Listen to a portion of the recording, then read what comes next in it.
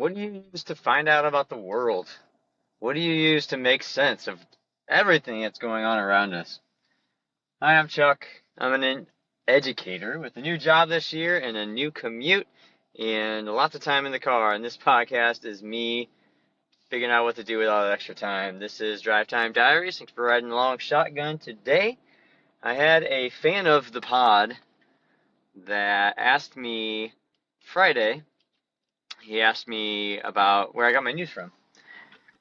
And he wanted to tell me about this app called Ground News. And we were sitting there, and I was like, dude, I have that app. So then we were bonding on that. But it turned into a broader question of just how do we get our news and thinking about the way in which we get our news, how that shapes our worldview, how that shapes our perception of what is happening.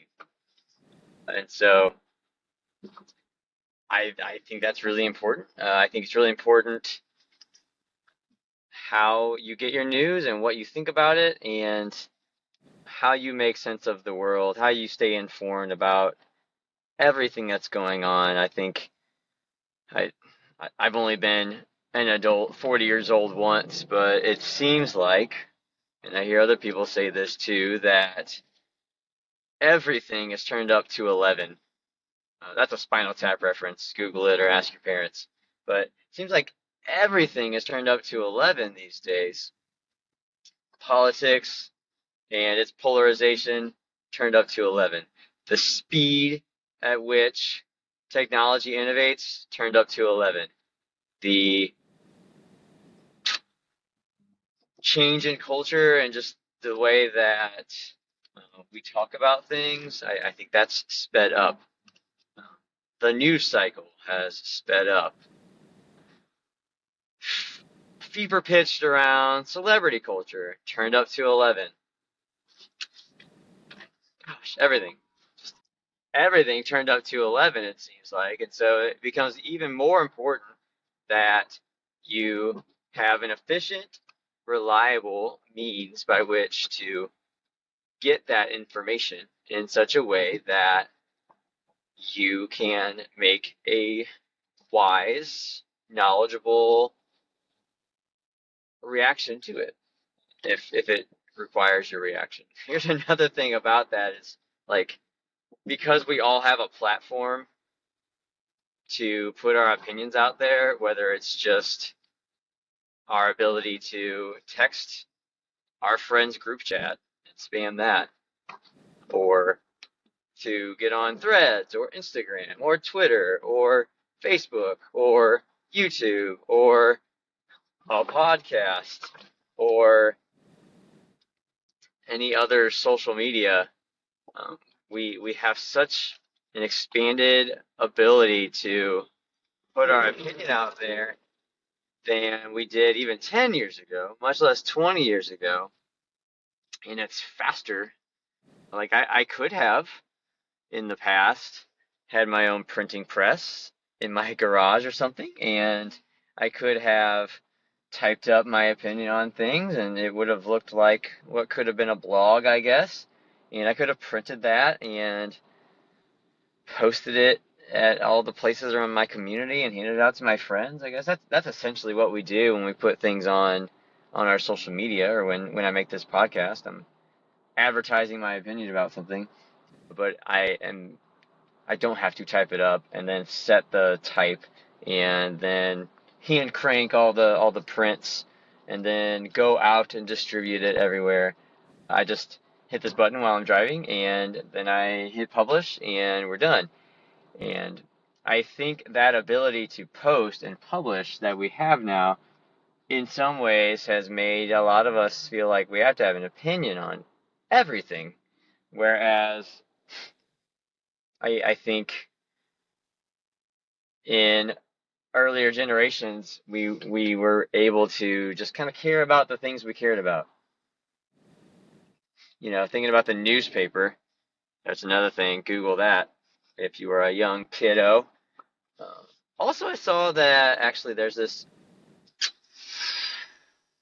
young woman who's like a Harvard grad maybe that apparently is she's trying to encourage Gen Z to read the paper. So maybe just like flip phones and like vinyl and cassettes and stuff, maybe the newspaper is going to make a comeback. But that's a whole other episode.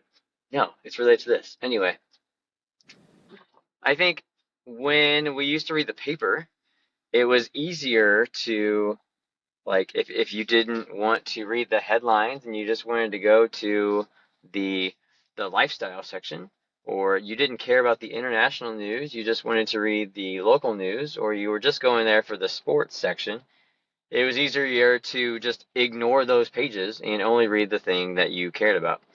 And so then you would have had an opinion about those things, and you would have talked about your opinion about Mizzou's loss to Georgia on Saturday, or the officiating of that game or something like that. And you would have talked about that at the diner or at the barbershop or at the salon or in the coffee shop, wherever we used to congregate before we all did all of our lives online. You would have shared your opinion there, and that would have been that. But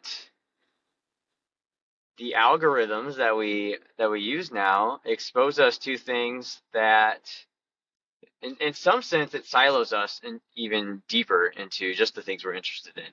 But then also, at the same time, somehow, it introduces us to other ideas that maybe we wouldn't have even cared about uh, had we not had that show up in a social media feed. And so then I think we are training ourselves to have a reaction and opinion to all those things that we see on our social media or on YouTube. And then we are training ourselves to have an opinion that we share about all those things.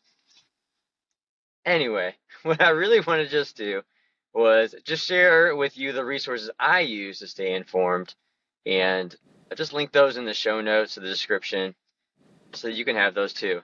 So what I mentioned before was the Ground News app. I actually downloaded this for the first time in 2020 it was probably during the lockdowns in 2020.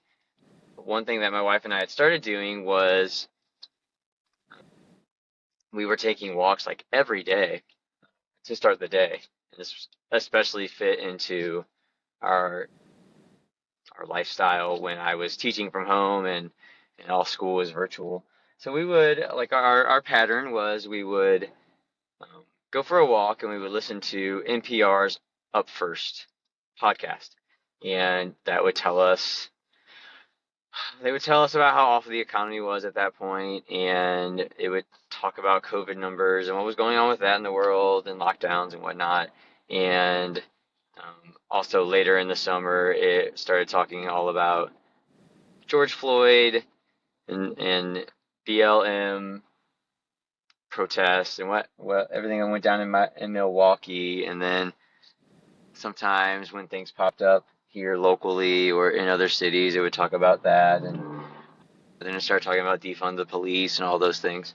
And it was really good for getting a first exposure to the news and what was going on in the US and internationally.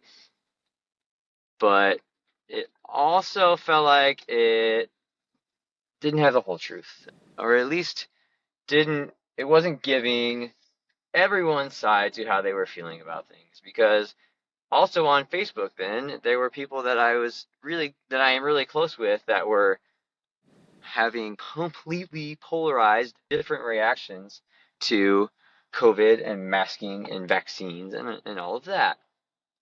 So my first attempt to make some sense of all that was I found this Ground News app that takes all of the headlines of what's going on. Like it monitors what lots and lots and lots of news websites are publishing about, and it presents it in such a way that you know that this article is written left leaning. This article is about this same topic is written right leaning. This article written about that same topic is left leaning. Sorry, moderate.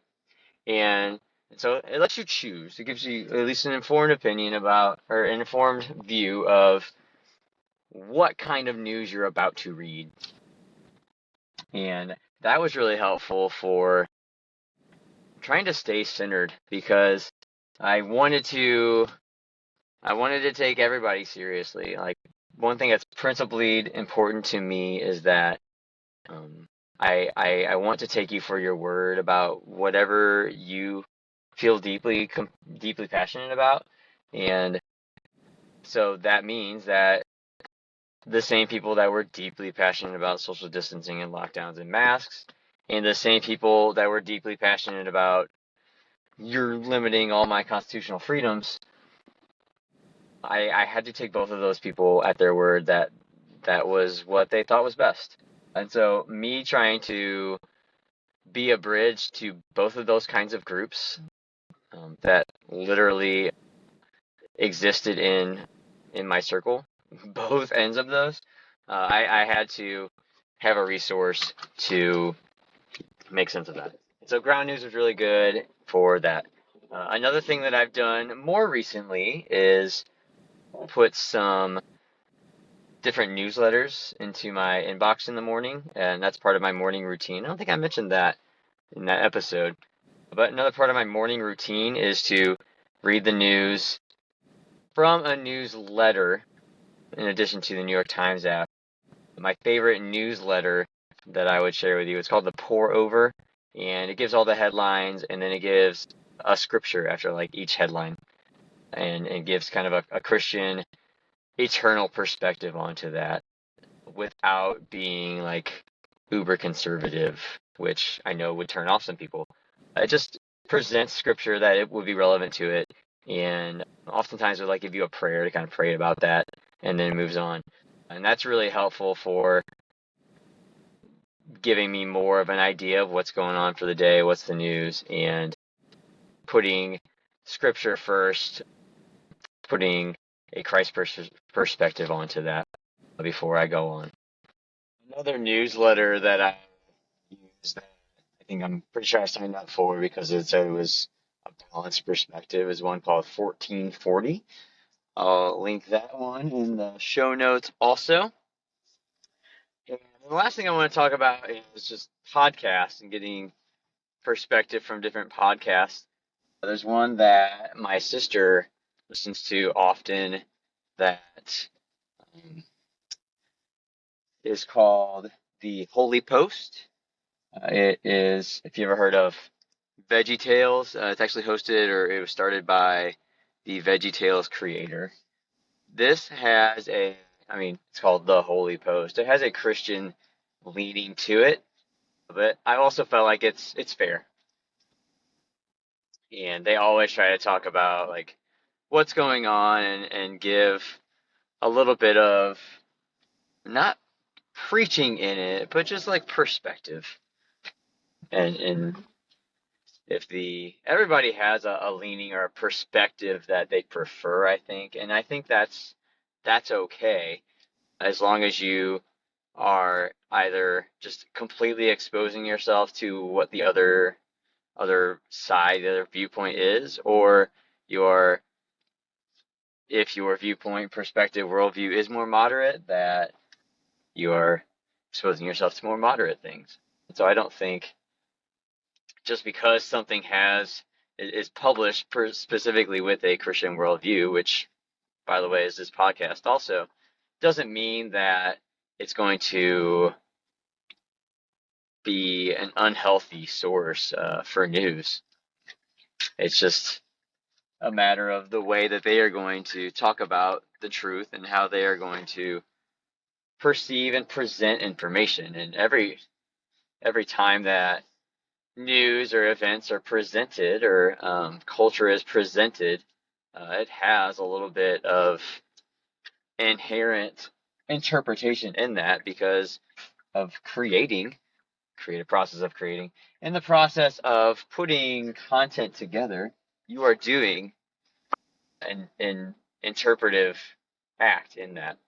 And so it's just a difference, in my opinion, of in that interpretive act as you're creating. Do you give both sides? Do you just give one side? Do you give all the way to one leaning or the other? just what's your interpretive decision as you're doing that.